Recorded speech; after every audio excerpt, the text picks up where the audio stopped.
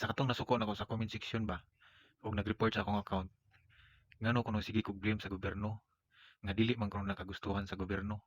Imbes kuno magyaw-yaw ko or mag-blame-blame sa gobyerno, mas maayo pa kuno mutabang na lang. Wag na problema kung tabang lang unta ang hisgutan. Sa karon kinahanglan na sa siguro motingog ang mga katawhan ay kadako sa budget para ng flood control 1.9 billion or ako masayop. Unya, diri sa unahan sa Crocolandia, na gyud nakita di nga flood control before pa sa bagyo ako unta ng picturean. Kaso niuli kog bukid so pagbalik na ako bagyo na so ako naka-picture. Karon pero ting guwaag giludupan mi diri sa among subdivision. Unya moingon mo nganong magblim-blim ko sa gobyerno nga dili na kagustuhan sa gobyerno. Tinuod na di na kagustuhan sa gobyerno pero wala na nila gitarong og budget. Mo na sakto.